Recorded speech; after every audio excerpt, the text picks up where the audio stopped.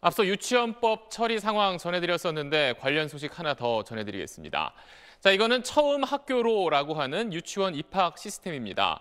유치원 추첨할 때 가족들 전부 가서 줄 서는 일 없도록 온라인으로 한 번에 지원하고 결과까지 확인할 수 있게 한 겁니다.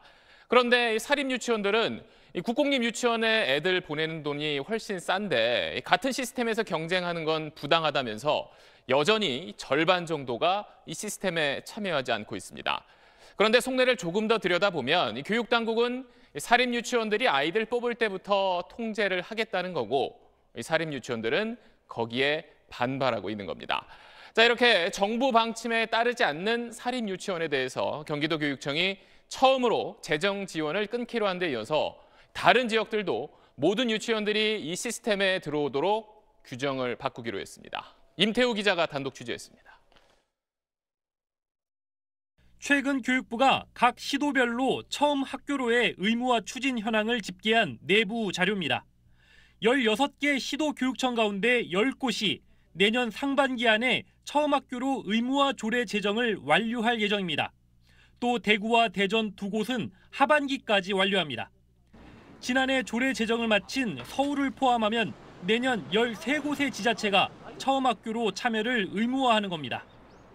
조례 제정은 균등한 교육기회 보장을 위해 지자체가 유아 모집, 선발 방법 등을 조례로 지정할 수 있다는 유아교육법에 근거합니다. 조례가 지정되면 처음 학교로 불참 시 지원금을 끊는 등 제재를 가할 수 있는 근거가 분명해집니다. 처음 학교로 불참 유치원에 시도교육청 중 가장 먼저 지원금을 끄는 경기도교육청은 교육감 재량이란 해석으로 제재를 단행했습니다. 궁극적으로 사립유치원까지 다 포함이 돼가지고 좀 일관된 시스템으로 유아교육을 운영하는 거는 종국에 가야 될 길이었다고 보고요. 하지만 한유총은 조례 제정이 지자체의 재량을 넘어선 직권 남용이라며 반발합니다. 조례조차 없이 재정 지원을 끄는 경기도교육청에 대해선 법적 대응을 검토 중이라고도 밝혔습니다. 유아교육법에 보면 원화 모집에 대한 권한을 원장에게 준다라고 돼 있습니다. 조례는 그 하위 법령이잖아요. 근데 원장에게 준 걸 조례로 굳이 뺏어갈 만한 당위성이 있는가?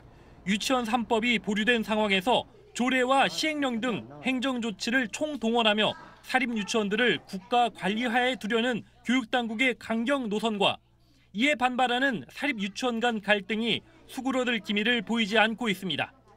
SBS 임태우입니다.